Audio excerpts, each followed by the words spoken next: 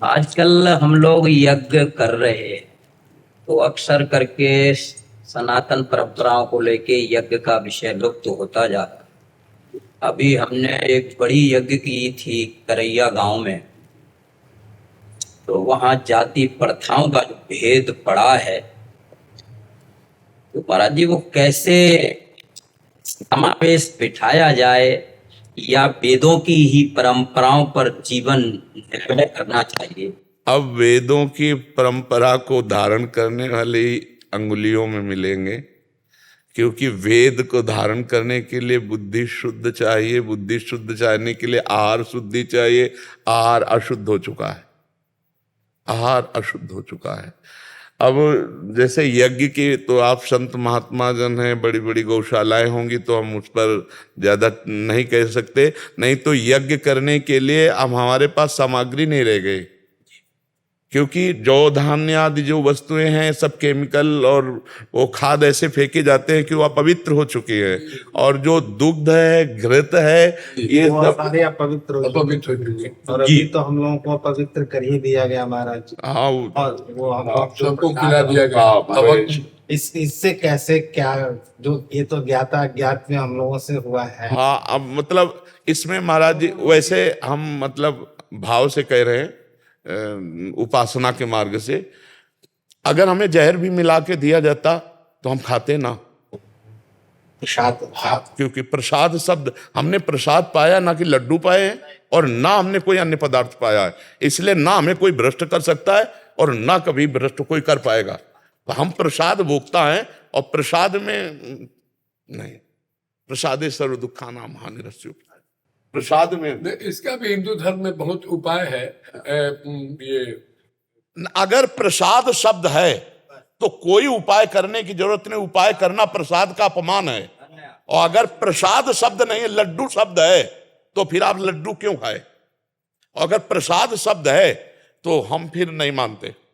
प्रसाद के आगे हम नहीं मानते। करोड़ों लोगों के मन में ये है। देखो महाराज जी, वैसे तो पंचगव्य आदि, भगवत चरणामृत आदि बड़े भाव हैं, लेकिन प्रसाद शब्द में हम दूषण शब्द नहीं लगा सकते।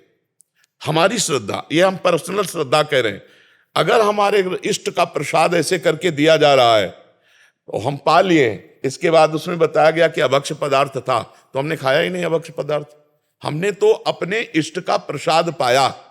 बस भाव का सारा खेल है। दुर्वासा जी से गोपियों ने कहा कि जब हम यमुना जी के इधर पार आना चाहती थी तो श्री कृष्ण से पूछा कि कैसे पल्ली पार जाए, तुम्हारे गुरु आए हैं दुर्वासा जी दर्शन करने। तो उन्होंने कहा, मैं अगर अखंड बाल ब्रह्मचारी हूं तो यमुना जी मार्ग दे दे, ऐसा बोल देना। तो ऐसा बोल दिया था, मार्ग दे दिया था। अब वापस कैसे जाएं? तो बोले, कह देना दुर्वासा जीवन में दूब के रस के सिवा अगर जवान में कुछ नहीं रखा तो यमुना मार्ग दे दे। तो गोपियां हंस पड़ी कि कुंतलों तो खा चुके अभी हमारे सामने। कोई पुआ, कोई खीर, कोई पूड़ी, कोई कचौड़ी, सब ले आई। गए भगवान के पास गए और बोले, महाराज गुरु चेला दोनों धन्य, आप झूठे और आपके गुरु झूठे। बोले कैसे?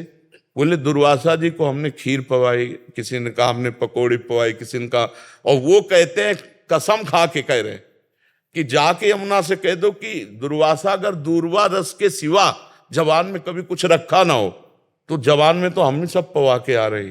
प्रभु ये कैसा, ये कैसा? तो उन्होंने कहा उपभोक्ता भाव रहित, उपभोक्ता भाव रहित। उन्होंने स्वयं तो नहीं पाया, अपने आप लोगों ने पवा दिया। वो इच्छा रहित महापुरुष है, इच्छा रहित है। वो इच्छा में केवल दुर्वा रस लेते हैं अपने सिद्धांत में। तो जो महापुरुष जन अपने स्वरूप में स्थित हैं, ये प्रपंच कभी बाधा पहुंचा ही नहीं सकता। और जो प्रपंच में स्थित है वो महापुरुषों को कभी जान ले सकता। बड़ी विचित्र लीला भगवान की है। नहीं स्वामी जी, आपका भाव पूरा भारत मानता है, पूरा देश मानता है।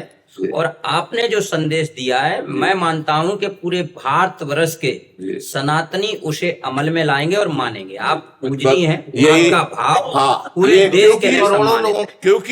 क्योंकि हमारे ठाकुर हैं। बात समझिए, ठाकुर जी को भोग लग चुका, अब हम केवल प्रसाद पा रहे हैं, भोग में क्या मिलाया गया ये ठाकुर जी जाने और पीछे जाने, हमें सिर्फ प्रसाद पाया। हम प्रसाद, हमको अगर ऐसे कहा जाए कि चर्बी मिला हुआ लड्डू खाओ नहीं तो गर्दन उड़ा देंगे, तो हम गर्दन उड़वा लेंगे, अपनी गर्दन कटवा लेंगे, लेकिन लड्डू नहीं खाएंगे। लेकिन प्रसाद, और बाद में कोई कान में आके कह दे इसमें विष मिला था, तो भी आनंद रहेगा कि यार मरेंगे तो भगवत प्रसाद पाके मरेंगे। तो मुझे आज क्षोभ नहीं होना चाहिए, आज आनंद होना चाहिए कि मैंने प्रसाद पाया, सिर्फ प्रसाद पाया, मैंने लड्डू नहीं पाए। मेरे ठाकुर ने जो देखा, जो पाया, उसी का जूठन हमने पाया है। तो हमें भाव रखना है। अच्छा, ये भाव का खेल है। अगर भावोत्सवेन भजताम रस काम धेनु, अगर प्रसाद के बाद शुद्धिकरण, तो फिर प्रसाद महिमा नहीं रह गई, फिर प्रसाद महिमा नहीं रह गई, फिर वो अलग बात हो गई।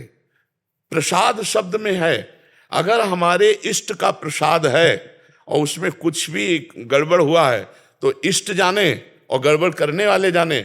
हम तो श्रद्धा से अपने इष्ट की जूठन पाई है, उच्छिष्टामृत पाया है, तो हमें लगता है कि उस विषय पर फिर शुद्धिकरण का विषय नहीं। हाँ, सावधानी रखे, बहुत जोर की सावधानी रखे, नहीं उनकी दुर्गति होगी जो वो वस्तु का मिला रहे हैं जानकारी में, वहां उनकी दुर्गति होगी। क्योंकि शास्त्रों हजारों लाखों करोड़ों लोगों की आस्था का विषय होते हैं ये, और ऐसी जगह में इस तरह का। संतों को अयोध्या में जो हम लोगों को बांटा गया, संतों में था कि हम लहसुन प्याज भी नहीं, अरे हमें धर्म भ्रष्ट कर दिया गया। लेकिन त्वदीयम वस्तु गोविंदम तुभ्यमेव। महाराज, इसमें धर्म भ्रष्ट होने के बिल्कुल चांस नहीं है, बिल्कुल नहीं है। ये हमारे इष्ट का महामहिम भाव है, तो भाव का ही सारा खेल होता है। हाँ हाँ, अगर प्रसाद के बाद शुद्धिकरण की बात आएगी तो प्रसाद महिमा लघु हो जाएगी।